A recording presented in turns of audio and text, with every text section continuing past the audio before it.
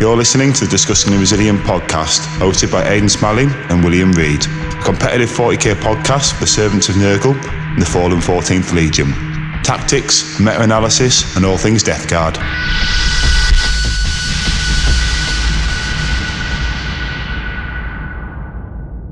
Hi guys, welcome back to another episode of the Discussing the Resilient podcast. This week we've actually got a trio, one for each of Nurgle's circles and his emblem. We've got myself, obviously, the man of the moment, Aiden, and then a special guest, Quinton from Art of War has joined us this week to discuss his trials and tribulations with Death Guard, the good, the bad, the smelly. So I suppose, Quinton, introduce yourself first, I guess. Yeah, so I'm really excited to be here. I've recently been listening to this podcast as I've kind of jumped into my Death Guard expedition. It's pretty new. It started in 10th edition. Definitely wasn't a faction that I expected to be playing, but now that I've been playing with it, I've really been falling in love with it.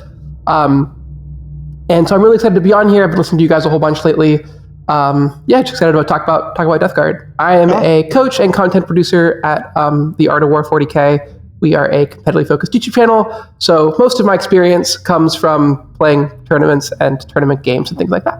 Nice. I mean, before we introduce Aiden and let Aiden do his thing as well, it's a good thing to mention, because obviously people who've been following Death Guard, people who follow this channel or following Death Guard presumably, will know that VSL took Death Guard to the World Champions and had quite a spectacular run, obviously playing, the best of the best, and only lost once, and that was to actually Quinton, with Quinton was running out. Damn you, Quinton! So it'd be good to maybe sort of pick your brains about that, because obviously I have a ton of thoughts about that game. Liam played it spectacularly well, and when I first saw his list, actually, the first words that were out of my mouth was like, damn it, I wish I had thought of this, because what he wrote and put on the table was the Death Guard list that I had been trying to come up with, but was always a little bit off and couldn't get it all to fit. I felt very similar with that, actually. It's one of these things where his list is the first list you put in, then you go, it's too obvious, and then you start changing things. Whereas actually when you don't change things, you go with your first thought, it's it was just right first time. So no, it's his list is amazing, and I have a lot of thoughts on it, and I've actually been running it a lot lately, just flagrantly stealing it and copying it. So I'm there's a version I'm thinking about running, but we can sort of talk on that, because I feel we need to let Aiden sort of jump in as well, because Aiden's... Don't worry about me, man, don't worry. I'm Aiden. Hi, everyone should know me by now. If you don't know Art of War, then you probably should check out Art of War as well. And like Quinton said, they're sort of competitive, as we're competitive focused on this channel. Those guys take it to a next level of it. They do cover, they cover almost literally every army, don't you? We have content on every army. We have tier lists. We have battle reports. We have more or less everything. It's pretty cool. No, I have a comment on your tier list, mister, on the Death Guard one recently. I will give you respect for defending that Sorcerer and Terminator armor. He's not bad. He's really not bad. For those of you at home... He's good for his points. Yeah, on our most recent tier list, my co-host Nick wanted to put the Death Guard Terminator Sorcerer at the bottom in I saw. I was like, how dare you? And I was like, no, he's not that bad. Get him up there. So I put him in B tier. He wanted him in D tier. So yeah, I respected you defending him. I was like, okay, respect. I think the Lord of Contagion is a questionable one, because Aiden's been finding you've been running this year, haven't you? Been seeing one of your MVPs. He's a weird one on pay. I mean, when I did our tier list, I put him in D tier as well, or C tier. Then you start playing with him, and you're actually like, oh, okay, you know what? You just, as long as you treat him as what he is, which is an 80-point beat stick, he's all right. He's actually not bad. One of the things I really like about a lot of Death Guard characters is the fact that you can either take them in a unit, but they also kind of work by themselves. Because a lot of them are they're not hard to kill, but they're not free to kill, because they're toughness 6 wounds, 4 pinball, and 2 up save. They're not that expensive. So you can deep strike or rapid ingress them back there and either do homers behind clems, or charge and shoot and kill 5 warp spiders or 5 sweeping hawks, or 5 of 10 guardsmen or something like that. Just be annoying. Yeah, I was going to say, I think the warp spiders might be ambitious with the moves. But yeah, if they can catch them, they can kill them. Moves 4 towards warp spiders, moves 24 away. Damn! The saddest feeling ever with Death Guard is when you rapid ingress and then fail the 5-inch charge with the next round. It's the worst. Yeah, you're like, I paid a CP to stand in the open. Shot anyways. I'm just going to concede. Go home now. So yes, I mean, obviously we've got a big super major coming up here in the UK that me and Aiden attend next week. We're both going to Leicester. I mean, Aiden's sort of submitted his list already. I'm still thinking about mine. I am really fighting hard not to just run Liam VSL's list if I'm honest. It's a good list. I keep trying to innovate it. I have made 2 changes to his list.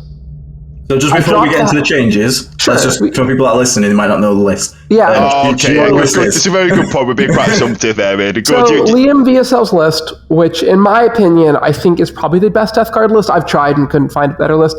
It is 2 Foul Blight spawns, 3 Biologist Putrefiers, 2 squads of 10 Plague Marines, 2 squads of 5 Plague Marines, 3 Rhinos, 3 Plague Risk Crawlers with Entropy Cannons, 3 Brigands, and 2x3 Nurglings.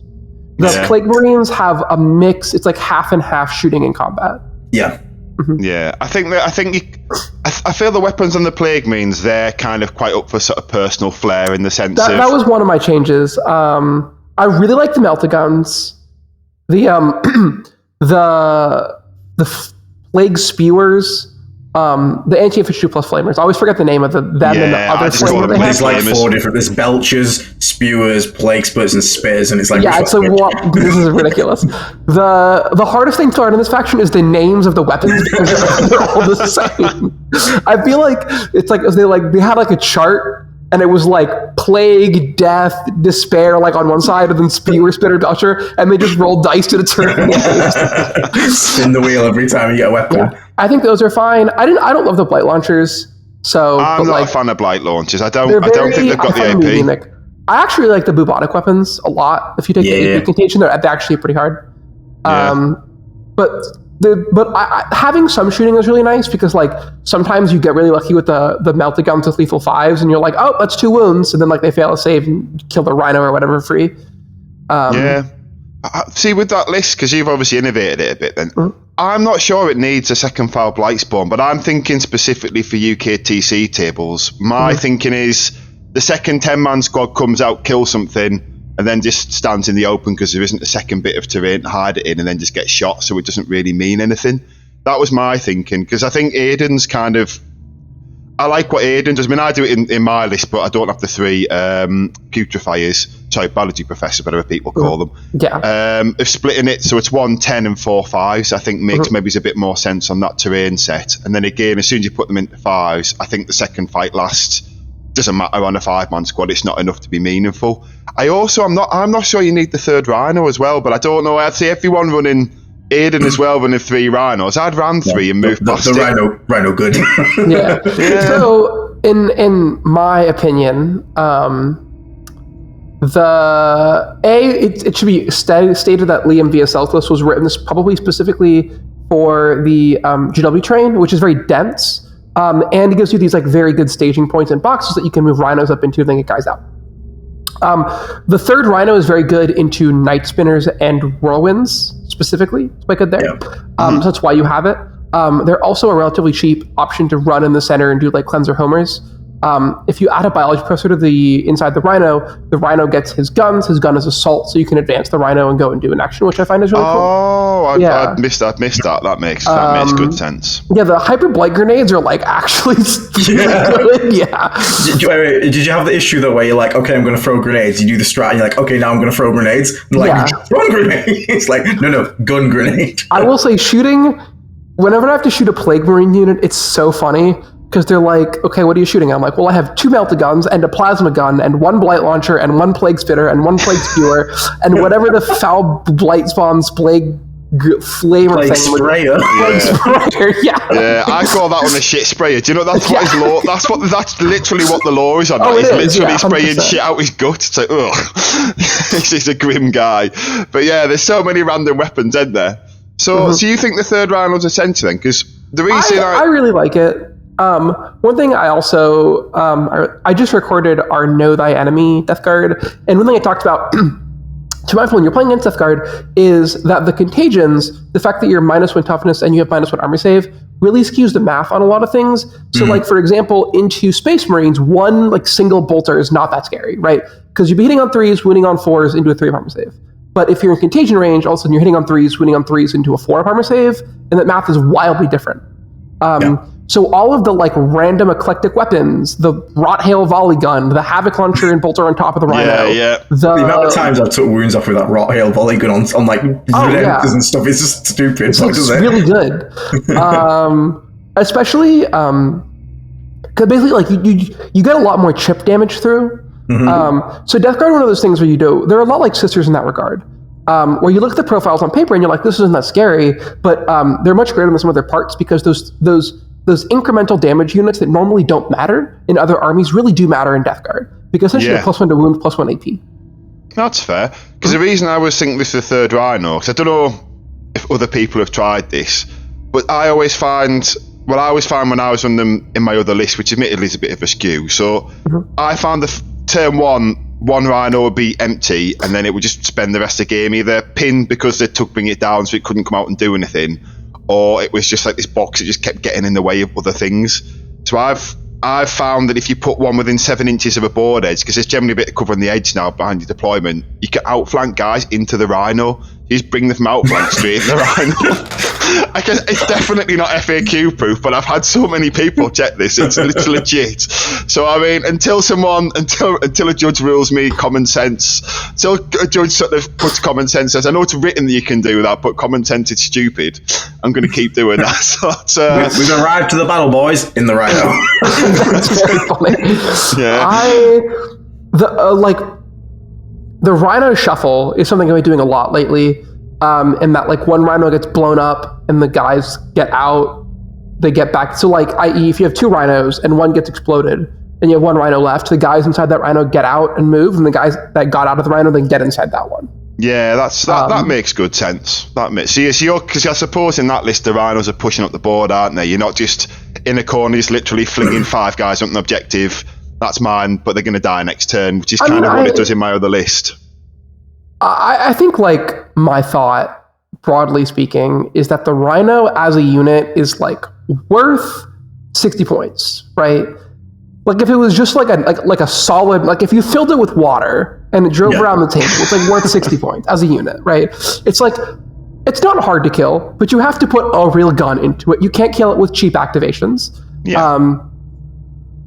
It doesn't die to Night Spinners. It moves relatively fast. It can do actions. It has guns that will sometimes roll very funny and kill 3 super helmets. Like, it's worth 60 points as a unit. So you're paying 15 extra points, and now you get to put guys inside. You make them Night Spinner proof, make them Whirlwind proof. You give them +3 move. You allow them to have an extra move. They move with the Rhino early.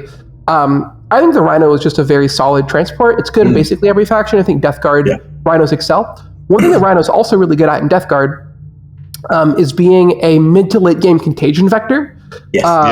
Where it kind of, it goes on this like hilarious, like the guys are out, it's alone, and it goes on this like Mad Max Fury Road style rampage into your opponent's lines. And like doesn't do anything, but it just stands there and it's like your whole army is -1 AP or -1 save or -1 to hit or something like that. And it's like, woo, good job, solo Rhino. Yeah, it's very expensive. I think our Rhino's also probably one of the best to make use of fire in deck because we get so many weird weapons like Anti-Infantry 2 plus Flamer, Foul Blight Spawn at the top of it. Plus the light grenades. The Rhino just shooting the Flamer plus the blight grenades is actually like a legitimate shooting. And that's scary, yeah. I played a game against a client of mine last night, and he was like, "What did Death Guard do?" And I was like, "Let me show you." And I had a Rhino drive up and kill a Warwalker, just shooting all the stuff. And he was like, "What?" And I was like, "It happens sometimes." Fair. I mean, they're not bad on the I forget what it's. I'm terrible with names and stuff. The strat where you charge and then roll dice, do mortal wounds on the charge. Yeah. They're sometimes all right for that as well, just to plink off like 1 or 2 sort of wounds annoyingly, or soak up an Overwatch for your Plague Maester coming afterwards. They've got 2 rules in that sense. Just a really quick funny one, just because it happened recently. I had a game against a Space Marine player. Redemptor Dreadnought charged in, rolled tank shot, didn't get a single 5-up. Oh, mate. If you don't think about these stories, I had a Rhino kill a Norn in combat once. Hell yeah. The Norn was at like a wound and charged me, and we stood there for like 4 rounds of combat, and then I was like hitting you on 4s, wounding you on 6s. Take a save, -1 save, and he was like 1. I was like dead. Got him. The hero Rhino. So what else have you been thinking with Quinn? Because obviously, I mean, it was interesting to talk about those things with Liam VSL's list. And actually, there is one thing to highlight before we move on, because I don't know, I haven't seen other people notice this yet, but I know a lot of people have moved towards fixed secondaries. But I actually saw on your, because I watched the bit the stream, the Liam VSL one. I think people need to remember, if they're going to play cards, in my opinion, to maybe look at putting cultists in lists, because they're the only unit that can reliably get to the centre with the pre-game move. So I've noticed a lot of people get that and then get wholly within 6 of the centre on turn 1. Unless you're going to put a Rhino right on the line in the open, we literally have nothing in the army that can do it apart from cultists. Now I know that Nurglings can't move through walls. Thank you very much for the opponent who told me that, because I was doing it wrongly for a few games. I was also doing that for a while, because they've been doing that for so long. I just kind of like assumed they could, but it turns out they can't. You think sort of like the Swarm, the smallest things would probably be the easiest to get. I was like, what are they? I don't know. But for some reason, they can't go through walls, but whatever. I think it's something that GW just overlooked. I'm pretty sure it's going to get FAQ to come back. That seems just like one of those silly, they intended it, but just GW being GW. Well, it used to always be infantry beasts and swarm can go through walls, so they just forgot the swarm bit. Because it's weird that it's weird a beast of Nurgle can move through a wall, but a Nurgling can't. But hey ho. But what else have you been running then, Quinton? I mean, what else have you been sort of tinkering with? So I've kind of explored a lot of options. I played a bunch of games with Mortarion, but sadly I think he's going to be cut, mostly because the WCW FAQ, where his ignore modifiers ability no longer works on armor contempt damage modifiers, means that he's just not worth the points. No, I think that's I keep saying in all of my videos that I wish Mortarion was like 175 points more expensive, but also like did something. Yeah. Because right now he's this he's so cheap, but he does nothing. See, I think he does something, but admittedly, the list I'm running is a super heavy skew with loads of carnivore. It's a silly list. For me, he goes out and instigates the trade. So he goes and stands on the objective, puts 6 OC on it, and goes, well, if you want to come and take this objective off me, you have to put something on it that can sort of hold more than Mortarion. So at that point, they put some it, and then then the carnivores get to come out and kill something when they pop out. So I found in that sense he's good in that skew, but admittedly, it's such a niche list that I'm running, and admittedly, I've been talking about in our chat because Death Guard are good. My list tries to fix every problem with a hammer, even if it needs a screwdriver. It's like hitting it with a hammer, and it's like, it's. I think it could go 3-2 at a GT. It's been doing all right at RTTs, but I don't think it'll. I think it hits a cap when it hits some of the meta lists, unfortunately. So I think what we're talking about there with Death Guard being, pushing for 4-1-5-0s, I'm not really sure that Mortarion has a place. I think I agree on that he's one. just kind of like ponderous, and he doesn't really benefit Plague Marines that much. And they're a pretty crucial part of the list archetype that is going to be really good, I think. I was kind of like cold on Plague Marines. I was like, they're just Marines. They don't hit that hard. But turns out they actually do just kind of slam. You get this eclectic melange of random weapons that all have lethal 5s that sometimes kill you dead and sometimes do nothing. And you don't know until you roll the Foul Blight Spawn. Is he 1-shot or is he 6? Let's find out together. Yeah. The Foul Blight Spawn's so weird, and so weird. Sometimes you have to be careful not to shoot stuff because you think, right, I want to maybe chip a bit of damage, but then you shoot and he just kills it, and you're like, oh, that squad that was going to charge him and get behind cover afterwards is now not very good. So I found Plague Marines to be a solid core. The biology professor, the biologist putrefier, I think in my opinion he's the best unit in the index. Yes, he's agreed. Insane. If he's in every unit of the army, he would be turbo broken. The whole aggressor combo is him. Yeah, he exists on his own. You can have 3 of them. He's nuts. Also, being able to make large units like Redemptors and the Avatar really back off is great. I find his grenades are sometimes very useful. Sometimes it's just an incredible threat. Being if you move your Yinkar and your Avatar forward, they're going to cop 12 mortals. It means that your opponent doesn't push at you, which is awesome because you can establish that sense of parity that normally Death Guard can't do without him. Yeah. So Plague Marines plus him plus Rhinos is the holy trinity in my mind. Yeah. Then I have been enjoying the Fetid Blowtrones, but unfortunately I think I'd rather pay the premium and upgrade them to Brigands because it's not that many more points, and Brigands are way better. Brigands are insane. Brigands are insane. And Brigands and Nurglings fix a lot of the problems in the army because they provide a very credible shooting output for not that expensive and still meshes with the kind of durability the Death Guard have.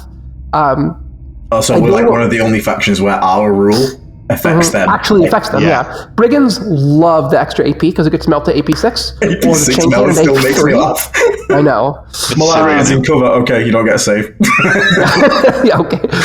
Whee! I do not care. Yeah, you can have your armor of contempt and stick it up your ass. Like an armor of contempt, you can have a 6 up if you really want. They just go, no, it's fine. It's like, yeah, you blow up now. Yeah, it is good. They've been really good. Plague Witch Crawlers have been pretty solid. They were out for a bit, but they've worked their way back into my heart. The entry cannons are very unreliable when you take 3 of them, so you have 6 shots. Like, sometimes one gets through, and then it's nice. That was another thing I was thinking about changing with Leafing and Cellis. I think once you have the spitters, just to screen your home field, then if something does come and tries to just sort of be annoying with it, you can sort of like, you can get your OC back and 4 generally holds it. Mm-hmm. But again, I feel like that's a sort of, it's a small thing. Because like you say, the entry cannons are just so swingy that they just, sometimes they're a good threat, but they're just sort of, to other times they just do nothing. And the fact they're only strength 10 is a bit of a head scratcher as well. They're an anti-tank weapon. I feel like they should be strength. They should just be a bright lance. I don't know why they're not. Yeah, it should be strength 12. Mm-hmm. Because they used to be. They used to be a bright lance. Now they're not. My problem with the Plague Spitters is that a lot of the units I find, and admittedly I'm very biased towards elves because that's my main faction. But a lot of the units that I find go and take my home objective either don't care about Plague Spitters because they're relatively durable and they're making a charge, or they're moving out of sequence either in the shooting phase or at the end of the shooting phase, at which point you cannot fire for watch. And the entropy cannons usually don't do damage, but sometimes they do, and I find a savvy opponent will go out of the way to not get shot by 6 of them. And sometimes that means they're back a couple inches. Sometimes it means they're hiding out of line of sight. It means they're sacrificing maybe a shooting phase or an easier charge to stay out of the range of those entropy cannons. And a lot of Death Guard's damage is in that if you come really close to me, I'm going to punish you. And so having a reason to give opponents a reason to back off is really valuable.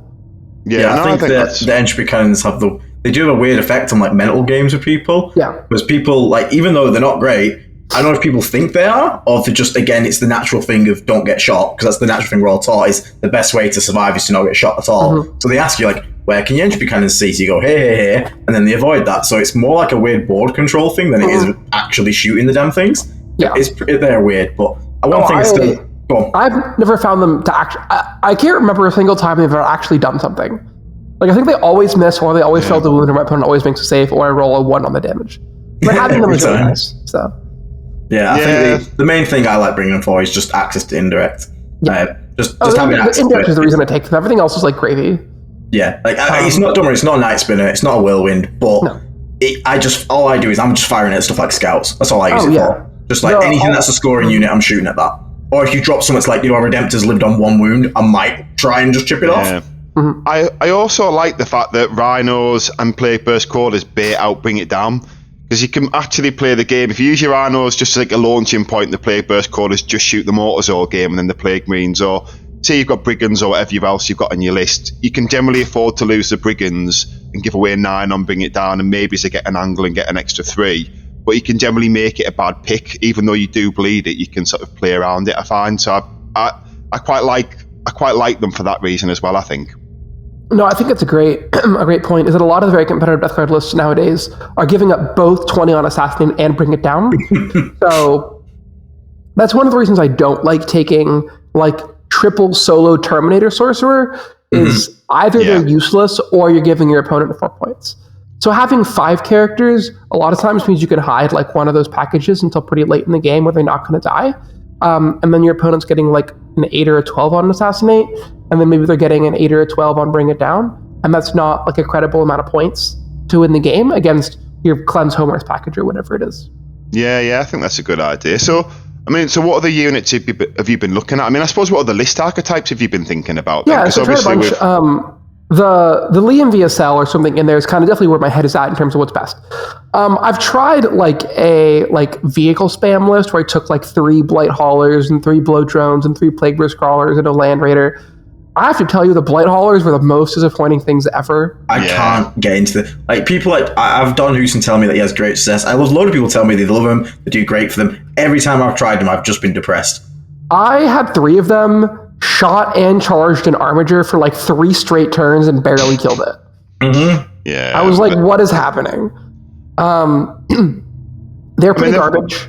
They've probably got a place in some certain SKUs as action monkeys, as I think I've seen people do them. But I think it's niche build stuff where, as we've talked about the Liam VSL. I mean, Liam VSL means slash Aiden as well. Obviously, Aiden's proven his sort of take on it's also, proven well. But admittedly, there is a big crossover between those 2 lists. Yeah. It's basically just, which, to be fair, at this point, if we sort of acknowledge it seems that the top Death Guard lists are 3 Plague Burst Crawlers, 2, I think 2, but everyone else seems to think 3 Rhinos, 30 Plague Marines, 3 Biology Professors, at least 1 Foul Blight Spawn. Then that's kind of your core, and then you can sort of build out with your own bit of flavour. I mean, I think, as you say, I'm sort of leaning towards Liam's being probably the best, because I'd tried Brigand's early doors and was impressed with them, but I've moved away. I do agree. I think Liam's is better. I'm just a really stubborn purist as much as possible. And if I let that go, I would be 100% running triple Brigand, because the firepower you get is absolute insanity. But I'm just trying to make Death Shroud and stuff work. So I'll still be running them. But I think if I was genuinely to be like, I want to go to Leicester next week and take my absolute best list I can, I probably would be bringing the Brigands over Death Shroud. Yeah, I completely agree. I think it's kind of one of those things, is the fact that the indexes don't actually have a lot of variety in them. You get the one thing, and the codexes will eventually fix this, but we only have a couple codexes now. Means that lists are going to very naturally gravitate towards whatever is just the most mathematically efficient thing. Like, there's a reason at WCW, every Eldar list was like the same list. Yeah. I mean, it's like you say, it's kind of, with Eldar, it seems to be, is it 2 or 3 Night Spinners? And then if you got the 3rd Night Spinner... It's 2 or 3 Night Spinners, the Incarnate, Brick of Wraithguard, 1 or 0 Farseers, and then like Warp Spiders or Hawks to fill out the points. Like, that's the list. And with the points being as high as they are in Eldar, like, the room for experimentation just isn't there. Like, in Death Guard, we can change out like 100 odd points pretty easily, I'd say. Like, you can mess around with things, but in Eldar, I just don't think there's any of that leeway at all. It's just, because stuff's so expensive, it's like, your core, like, as we said there, our core is like Plague Marine, Rhinos, Plague Burst Crawler, and then you got some to work around. I don't think Eldar have work around. I think their core is the list, and like that's it. I mean, the problem for me is like when I play Eldar, it's I don't want to harp on Eldar for too much because it's a Death Guard focused podcast. But I'm taking my Wraithguard, and I'm taking 3 Night Spinners, and I'm taking an Avatar of some variety, and I'm taking a Farseer, I'm taking a Will Leaper. Well, that's like 1750, and that's never going to change because it's the best list possible. So I'm like, well, I guess I'm going to take 2 squads of Spiders. Oh, that's it. I'm going to take 3 squads of Hawks. Oh, that's it. Like it's hard to like. Yeah, it's kind of like that seems to be where it is. But I mean, bringing it sort of back to Death Guard, I mean, the good thing about Death Guard is, I mean, I think we're sort of starting to see what the top tier list is, but there is still a lot of variation out there. There's a lot of people. I mean, we've had Sam Boardman on who, is doing kind of what Innis did with the Land Raider, and a lot of people are still experimenting with that. I think it's not as out and out strong as the 3 Plague Burst Crawler builds, but I think it's still a good list in there, and it plays in its own way.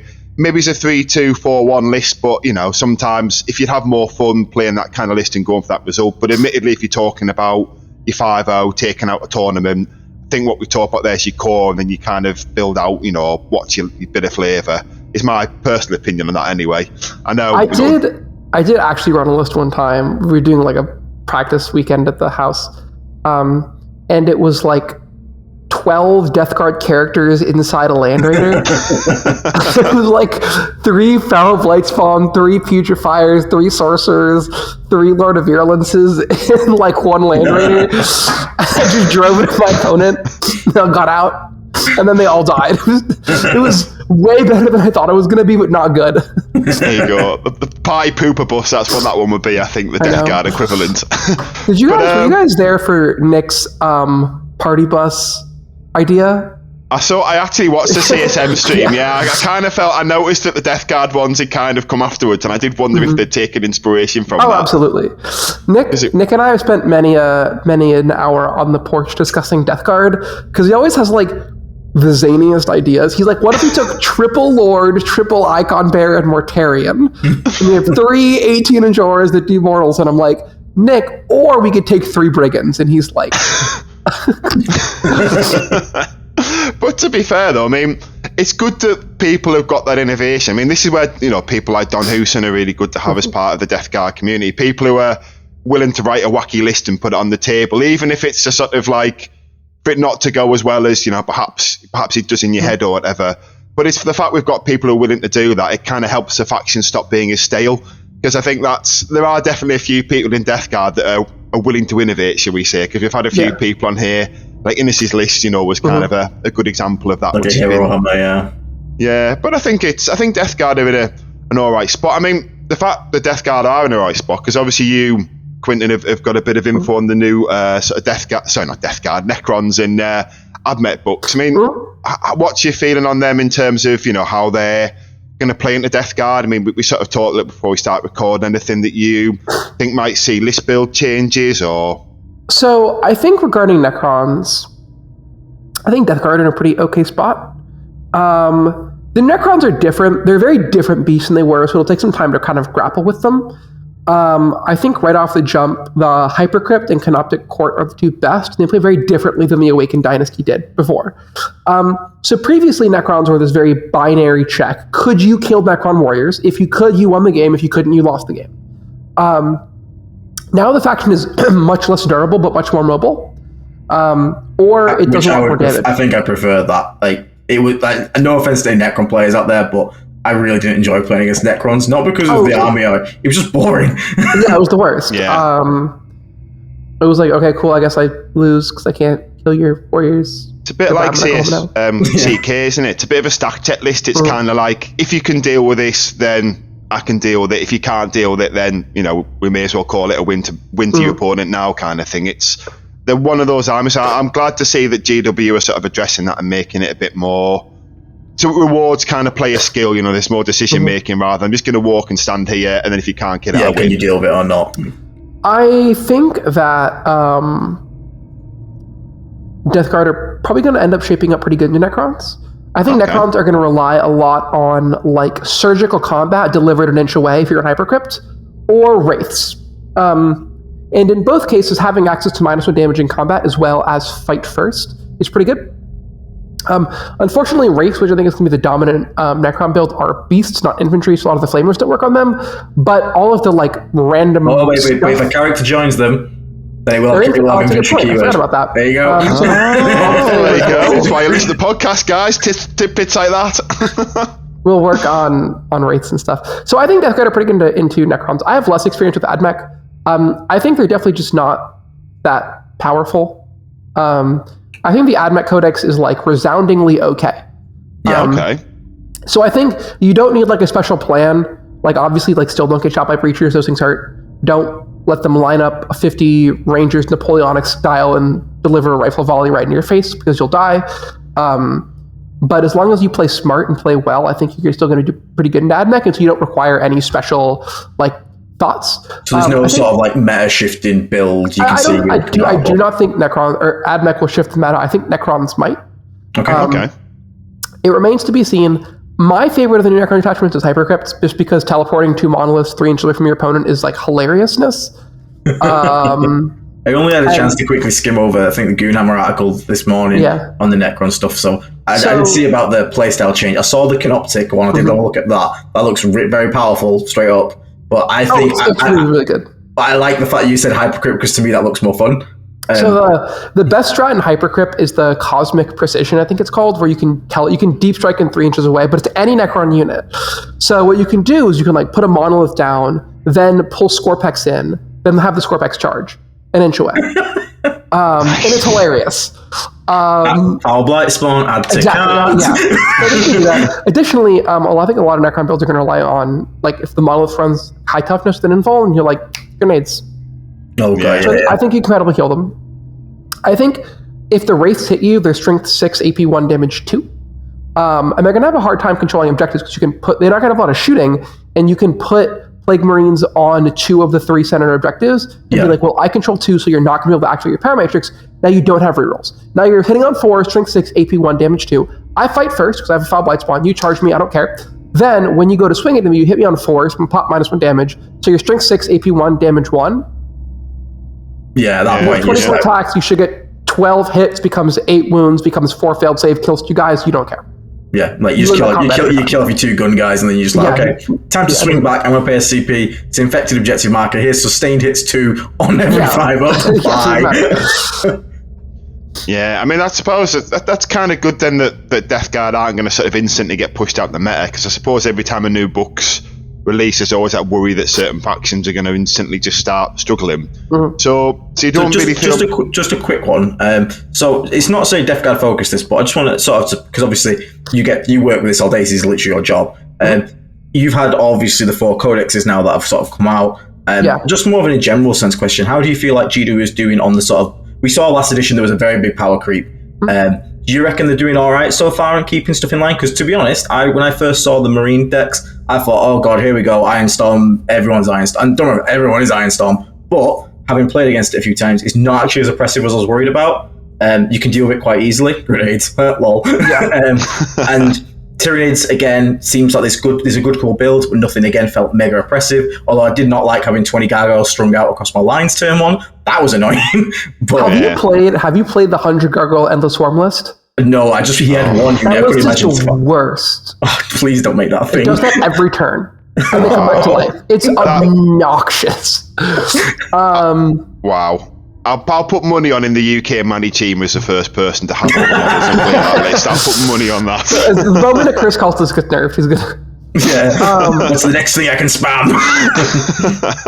No offense to Manny, obviously. No, I think they're actually in a really solid place. And I think the big thing that's helping them in this regard is that from 8th to 9th to 10th, from 8th to 9th, one of the big jumps was that whenever a faction got a new book, it would basically get an extra layer of rules added to it. And independently, none of those rules were game-breaking, right? But it's kind of like adding paint to a pebble, where slowly it actually gets a lot bigger until you end with a bunch of paint and not a lot of rock. Yeah, that's a good analogy.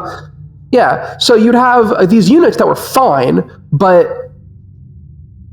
they would get every book increase. They'd get maybe +1 strength or +1 attack or +1 AP, something like that.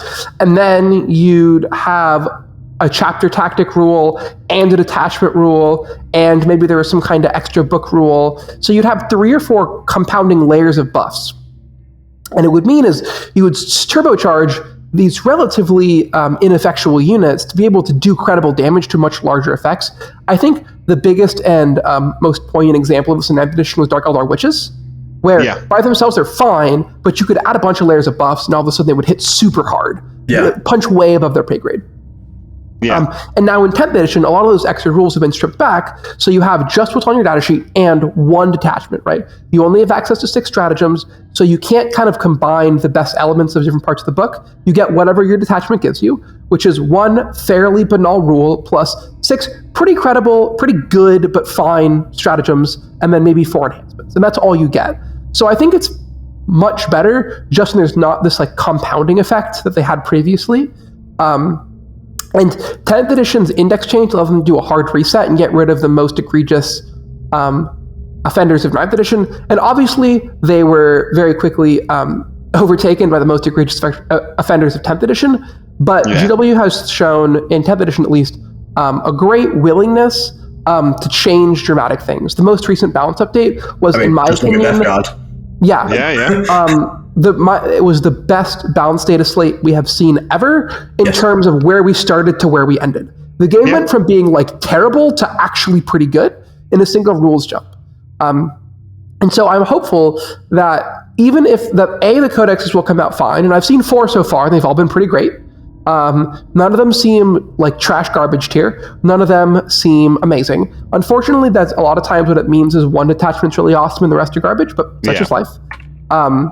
But I think the willingness GW has shown to change indexes will carry over to codexes, and if there's a codex that's dramatically underperforming, or if there's a codex that's dramatically overperforming, they'll be able to prune, tweak, and change till we have a much more healthy game.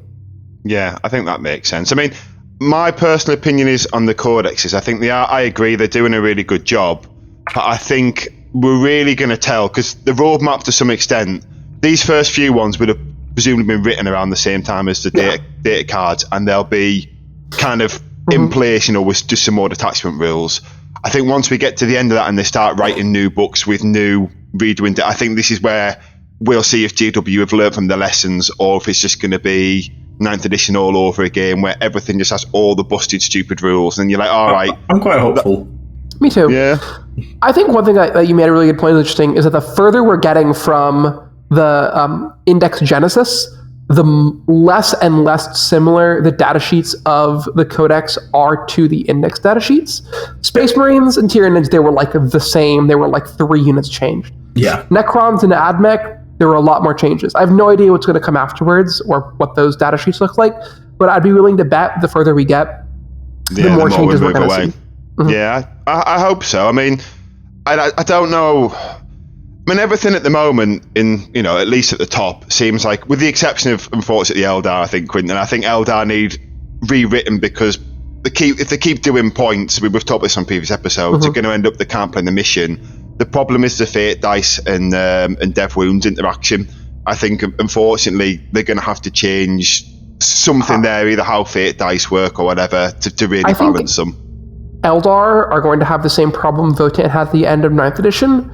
This is a quote from Anthony Vanella that sums it up perfectly, is that every Votann unit has 3 too many rules, and every Votann army has 3 few too units. Yeah. And I think the perfect example of the Eldar issue is not Fate Dice or the Eldar Bureau rule, it's the Falcon. Okay. Because the Falcon's rule is, if the Falcon shoots at something, the unit that disembarks gets rerolls to wound. It's the same as the Razorback. It's the same as the Scorpius Dune Rider. It's the same as the Immolator. With one significant change, the Falcon lasts until the end of the turn. Every other transport with that rule lasts until the end of the phase. The issue with Eldar is that every single point, their data sheets are just a little bit too good. Elves historically have been a low leadership army. They're now a leadership 6 army across the board with access to leadership 5 everywhere. Fate Dice are able to be applied to too many things. All their weapons are like +1 strength, AP, or damage over what they should be. So what you end up with is this codex that is just a little bit too good, and so to make it fair, you have to keep removing units, but then the army doesn't function effectively because the units that do remain are still too good, but you have too few of them. So I'm really hopeful the Eldar Index goes through and restores parity between a lot of the Eldar abilities and the generic Imperial or Chaos abilities, but restores us to a more normal point state. Yeah, I think as much as I rag on Eldar players, I feel sorry for you in a way, because I can't imagine it's your list you have is very good, obviously, for competitive play, but I imagine there's a party that would really like to play something else in the faction at the same time, and you're basically hard locked, in my opinion, at the moment. I keep looking at all of the fun things that I want to do. I have spent probably 20 hours sitting in cars and back from tournaments, or around the table at work with Jack, John, or Nick, or whatever, trying to innovate on Eldar lists, and can't, because if it's a unit that's mathematically the best, I already have it. If it solves a problem that I think it could solve, it has some kind of crippling deficit. And Eldar have a vulnerability to whirlwinds and night spinners, and so there's a lot of units that are just kind of you just can't take. For example, Wind Rider jet bikes I think are really interesting, but you can't take them because they die immediately to night spinners. Yeah.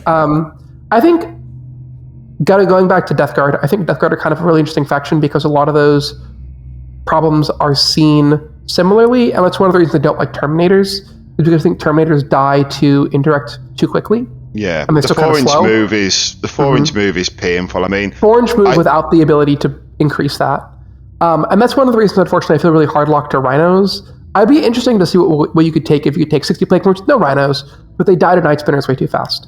And that's one of the unfortunate things about the game right now, is that the competitive play is kind of choked out by Night Spinners and Whirlwinds. This is kind of chimeric, but I'm really hopeful that the GW just removes the indirect keyword entirely. I personally am of the opinion that indirect as a mechanic should not exist, or it should only exist in a very altered form. The problem is indirect is one of those where, yes, it exists, yes, it's cool, but in every interpretation, it has only ever been toxic to the game. I get it's how it should work, and that's like, artillery is for, but you either have to do that or you have to neuter it to a point where like indirect is almost like Overwatch, where it's like 6 is only hit if you're indirecting. At which point, that's fine because it's like blind firing, literally. I can deal with that. But again, if you do something like that, you still can't have Night Spinners putting their debuff out with indirect, because you don't care sometimes whether it does damage or not. All you care is that thing isn't moving. But yeah, I agree. I would happily, and it would hurt us because Plague Burst crawls, obviously. Oh yeah, absolutely. I would take that happily. I would remove indirect and let my Plague Marines be able to sit 5-mans behind a wall, not just die to Night Spinners. Yeah. I think the problem with indirect as a whole is that it's a very binary thing. It's either it is not mathematically efficient enough to take, at which point it is garbage and you will never take it, or it is mathematically efficient enough to take, at which point you spam it, and there's no middle ground there. Yeah. I think that's very true. I mean, the armies that would hurt the most is probably Guard at the moment. I mean, Guards seem to have relied on indirect for a very long time now. I guess especially with the game becoming more killy, even though they've got some of the killiest tanks in the game, admittedly, because everyone sort of also techs to kill tanks. Their tanks are also kind of vulnerable to the opponent as much as if they, get to shoot first. But, admittedly, in the game that we play at the moment, there's a kind of cat and mousing, isn't there? Whereas into some gunline versus gunline, you always want to go seconds. You always want to sort of like be the first person to do the damage, and sort of be up on the trades, I guess. But I mean, we came with goal, I think, the weeds and top of the factions. But I suppose it all links back to Death Guard in terms of the meta and, kind of how things are sort of shaking out. We're at a point in the edition now where obviously we've got an FAQ coming in January. I don't think we're going to get any more codexes before the FAQ, are we? I don't think so. I think this is going to be I have no idea, but I'm pretty sure the codex roadmap they released said the next ones are coming in like beginning of next year. Yeah. They normally take January off, I think. I think it's Christmas. December's Christmas releases, and January is then like a sort of break because people generally are skint after Christmas, aren't they? So they don't spend as much money. The so I didn't really cut you off there. Obscenely broken orc Christmas grot thing.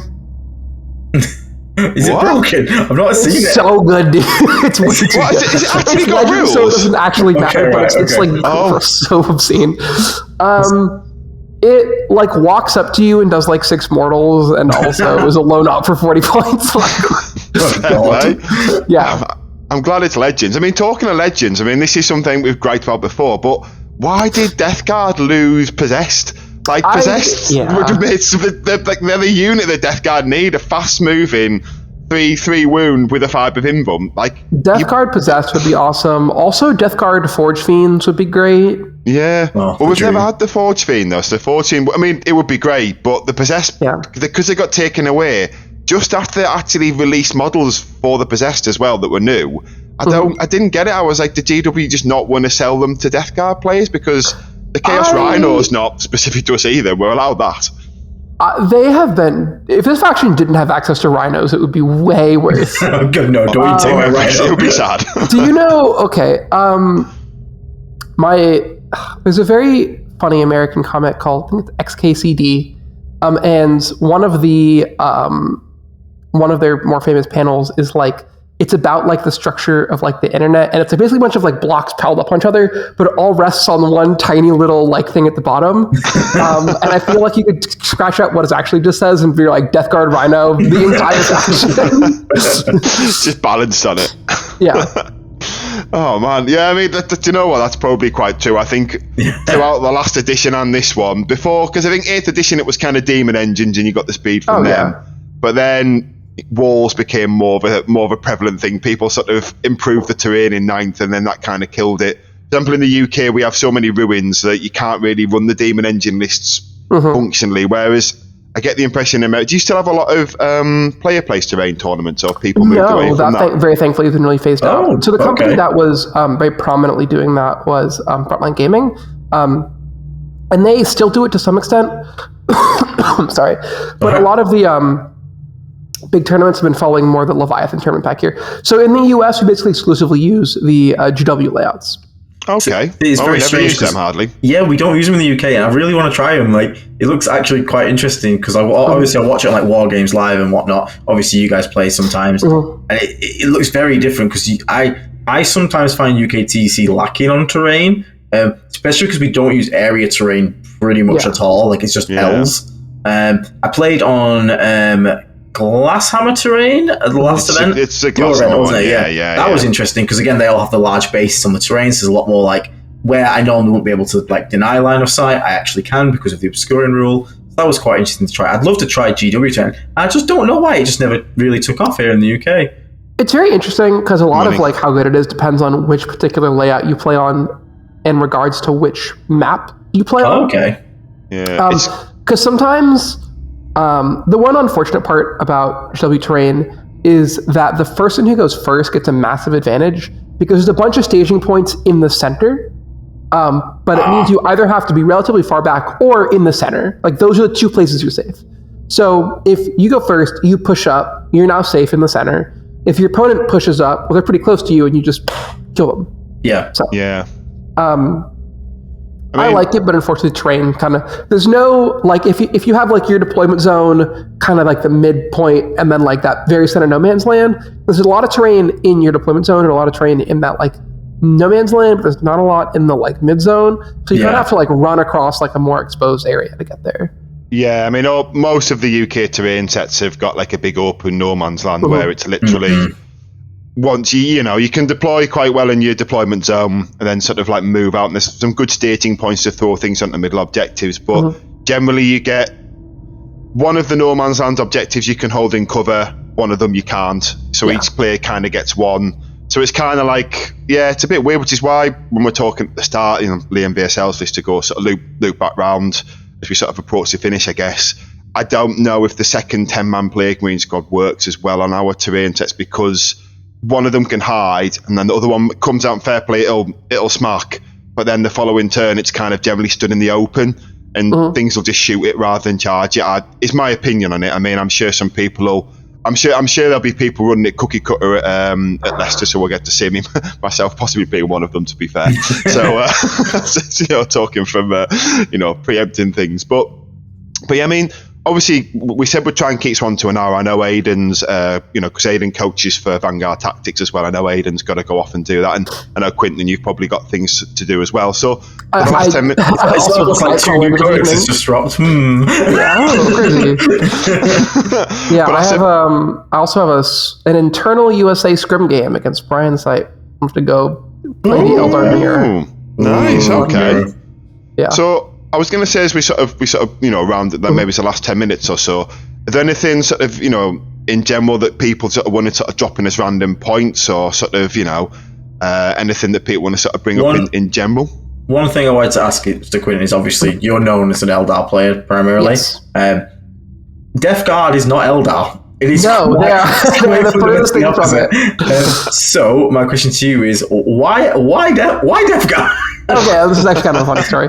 So I started working for Art of War, and the only fact, and I kind of played Eldar, and I played like Tau and Drukhari, and we have a master spreadsheet more or less of who in our office is responsible for what factions. Yeah. And some factions are very popular, and their people kind of compete to play them. And some factions nobody wants, and they're kind of the garbage factions. And the unfortunate bit is that we people still want everyone was competing to play Death Guard. Yeah. So at the beginning of the edition, Death Guard were like stinking garbage, and nobody wanted them. Yeah, we can't disagree. When I was new, they were like, okay, what factions is Quinton responsible for? And I was like, my only consideration is I really just want Eldar, because it's like my faction, it's like my precious baby. And they were all like, okay, you can have Eldar, and Eldar's like one of the most popular factions in the house. They're like, you can have Eldar to yourself. And I was like, awesome. And they were like, in exchange, you have to take Death Guard. And I was like, ugh, fine. And so I thought I would like hate this faction, and I was like, I have to play Death Guard. Like, I'd like made memes about me playing Death Guard in the faction. Like, I was like, I'm never gonna play this faction. But like, I put it on the table very beginning of 10th edition and got absolutely obliterated. Because I played a game into it was my first, baby's first Death Guard list into Jack's already pretty tuned, very tournament good, unnerved Thousand Suns list. And so he locked Magnus up and he was like, Doom Bolt, no armor save, gone. And I was like, feels yeah. But then it became kind of like a point of pride that I was gonna I'm gonna make Death Guard work. I was like, I'm gonna try and win the game on stream with this terrible faction. And I did that. I beat John's Tyranids on stream. And then I was like, okay, we kind of have this. And then the index came out and I was like, there's actually a lot here. And so I played another game with Death Guard and I was like, wait, these guys are really fun. This faction's really interesting. There's a ton of tools here, a ton of depth here. And the more I got to play with it, the more I found myself kind of I felt like a very cookie-cutter protagonist in a bad romance novel. And now I kept finding myself drawn to Death Guard. And I'd look at their index and I would blush slightly. And I'd be like, was lethal hits on that, you say? No, that can't be. It'd be so scandalous. What if I took Death Guard to a tournament? And then the final nail of the coffin where I confessed my love in the open pouring rain was when I played into Liam VSL and had a really hard game. And the only reason I won it was because I had played Death Guard so much in the past and knew what all of this stuff did. I was able to kind of anticipate and counter the feints he threw at me. And afterwards I was like, his army is fun. I've been playing with it. It's really good. It is competitively relevant, which I really enjoy. And it's an awesome CSM matchup, which is great. So here I am, very unexpectedly head over heels in love with Death Guard of all things. I'm going to go on Monday and actually finish painting our army. So there you go. We got Death Guard of blue as well, because I know you did. Yeah. I unfortunately didn't have a lot of time to paint them, and I had to paint a whole army. I had to paint all the rhinos and plague burst crawlers and 50 plague marines in a couple weeks. Just because we were unfortunately one of our coaches, Mark Perry, is no longer with the company, not for any scandalous reasons. He just is moving and has a new job sometime. But he was a Death Guard player, and our Death Guard collection was his personal collection. So we didn't have one, so we had to replace it very quickly because he wanted to put Death Guard content out. So I ended up going with a fairly quick, basically airbrush blue plus streaky grime plus dapple highlight scheme. That ended up turning out really well, which I'm actually really happy with. So nice. Yeah, I want to go back. I'm really happy with my Mortarion. I'm kind of sad he is not awesome because I spent a lot of time with these really cool toxic green wings. The kind of like sewage was cool. Yeah, I was a little sad about that FAQ. I know. I agree with you. I don't think he does enough now. I think before the FAQ, he gave you that weird angle to get around a lot of armies defensive tools. So it was quite unique of him. So you're okay, this is quite unique and it's maybe worth the points. Without that, he's basically a 325 point lieutenant that sometimes stops you moving slow. Yeah. The fact that he hits more or less as hard as a walking Space Marine captain is embarrassing. Yeah. Yeah, that is true. I mean, not the Lord of Contagion. What's the Massive Executions for World Eaters? It's way harder than Mortarion, and it's just weird. In one round of combat. Yeah. So how is he more powerful than Mortarion? Mortarion needs +3 attacks and +4 strength and +1 AP and +3 damage on his sweeps or something like that. Hear me out, okay? Now, I don't know if this would actually make him viable because he still hits like a wet noodle. What if they gave him the 30k rule where he can literally do the whole pick up and put down every turn? That's what he can do in 30k. Is he can pick himself up and put himself down anywhere. He's supposed to be massive for he gets there. Whenever I play against Mortarion, he literally just gets ignored. That's true. See, that's why he's good sometimes. His average dead Wraithguard count is 0. Oh, don't know. It's 0. It is a bit sad. Okay. What if we give him some damage and then did that? Okay, that would be fine. Well, I just want him. I want them to take his profile and basically add 2 to all of his attack, strength, and damage. Yeah. And then add -1 damage to him. Yeah. And then he's probably fine. Add 50 points or whatever. Then he's pretty durable and he hits pretty hard. Yeah, it's kind of sad when I played against Magnus, I played against Angron. Yeah. And you kind of you got your Primarch there, and you're like, what's he doing? He's taking his Plagueless Crawls for a walk. Yeah. And Magnus is flying around going, Doombolt, hide behind cover, move twice. And Angron's just like, Unga Bunga me smash. Yeah, Angron is like, I'm going to fly forward, and I'm going to pick 2 Questoris Knights and flip them both on their head with room to spare. Yeah. And then come back to life when I die. And Magnus is like, I'm going to move 34 inches, and I'm going to zap 10 Wraithguard off the table. And Mortarion is like, I give reroll 1s to Plagueburst Scrawlers. He's the only one as well who doesn't have Deep Strike. It's so sad. Why is he so bad? It's just like, oh man, don't. At least he got a 2-up save. That was an improvement from last. Dude, I shot Mortarion to death with like Shroud Runners and Guardians way too many times in 9th edition. Oh. It's like 3-up save, Jinx, Yeah, literally. Yeah. But yeah, maybe I think if there is. So just, another quick lasting question would be, if I give you 3 units, sort of in the Death Guard Codex, you'd like to see rewritten. Mortarion is number 1, 10 bajillion%. Blight Lord Terminators. Yes. What would you give Blight Lords to make them interesting? Because it's really hard because they're competing with Death Guard. Move 5, excluding move 5. They're getting move 5 without, we're not talking about. What else would you give them? The problem with Blight Lords right now is you can't make them any cheaper because they're already they're already too cheap for what they are, but they do nothing. They do nothing. Honestly, I would give them +1 damage on their axes. Would help the long way. And then change the rule to not be so terrible. Yes, the rule's awful. Real ones to wound, 4 rolls to wound against units on objectives. Done. Yeah. And then the last unit I'm going to say is Plague Marines. Not because the Plague Marines actually bad, but because, again, it is too cheap and too bad. It needs to cost more and you do more. Yeah. Why is its rules +1 Battle Shock if you control an objective you're on? It's so bad. Also, the Cultist, I think they're the only unit in the game that does not have a rule. There's just is not a tactical rule there. A rule is Scout, that's it. It's like, you don't get anything else. What about Blight Hauler? Would you do anything to how would you fix the Blight Hauler? Or is it more a problem with Melta in general? I think the problem is Melta. I honestly would, I don't know. I mean, like, it doesn't need to be cheaper. It just needs to, like, do something. Yeah. I think the problem is you need to replace its Melta with, like, a Blight Hauler Putrid Plague Spewer Melta gun and make it strength in the 10 or 12. Call it a day. Yeah, I can see that. Give it the Thermal Spear on the Brigand and we're fine. Yeah, okay. You'll take that.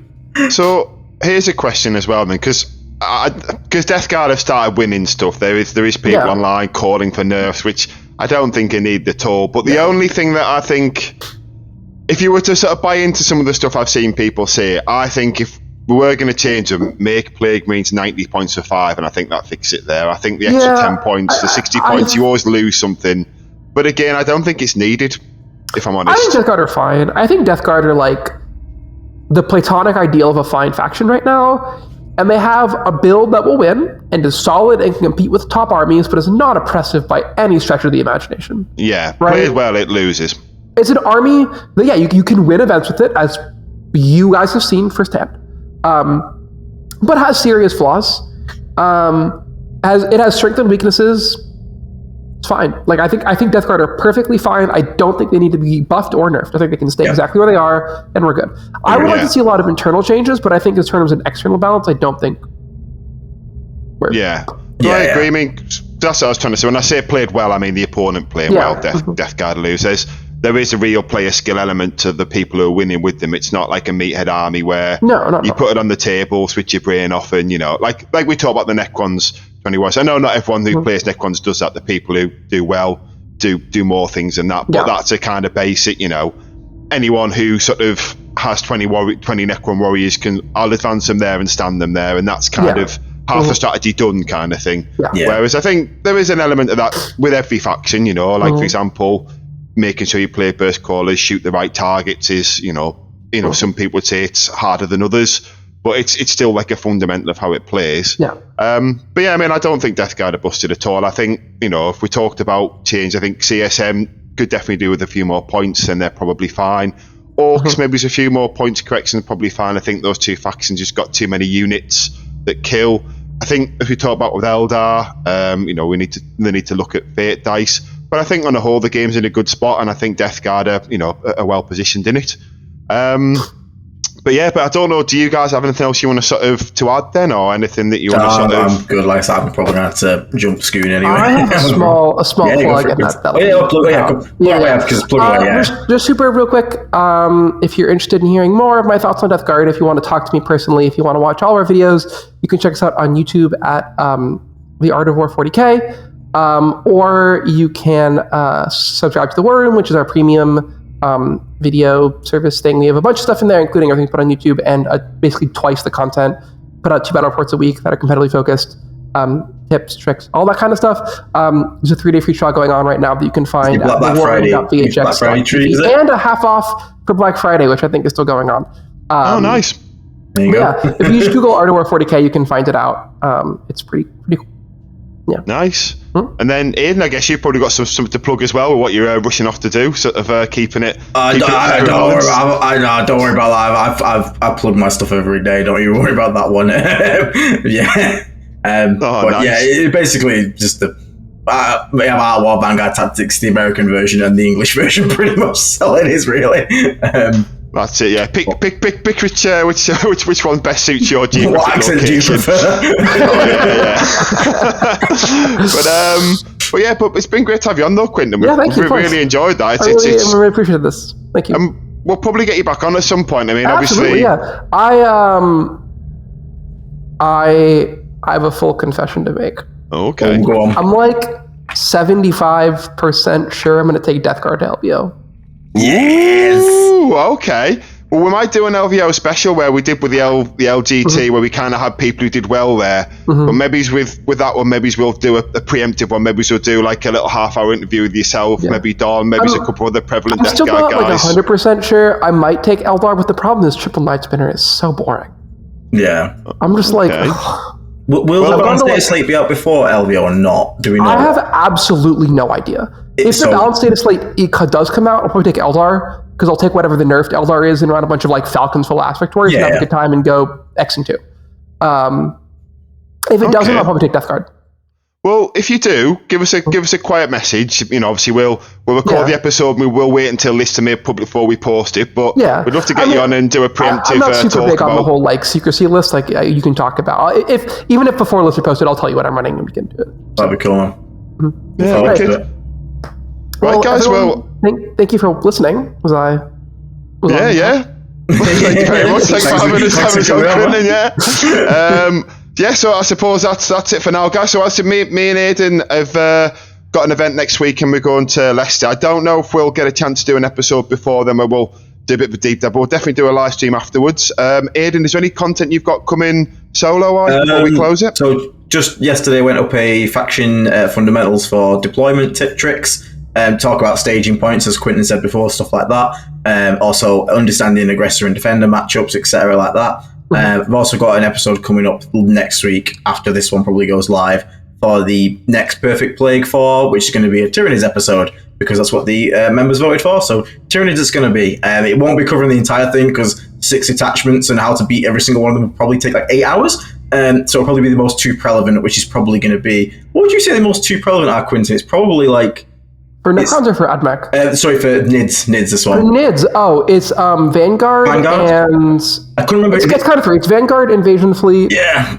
I guess Endless... Oh, God, this is hard. That's what I mean. It's hard. I know we try to do 2, but I'm like... Real answer, Vanguard and the Neuro Bug Brain Detachment. I forgot what it's called. The Neuro... Synaptic Nexus. Yeah. Okay. Yeah. Okay, but that's coming up, guys. So hopefully I'll have that up on the channel soon. But that's all for me for now. Yeah, right, well, we'll see you soon, guys. Like I say, after Leicester, I'll do another Poxwater Plague Marine with all the terrible mistakes I've made, so you don't have to make them. I'll make them for you. But we'll leave on that note there, guys, and see you on the next one. All right. Bye. Bye, man.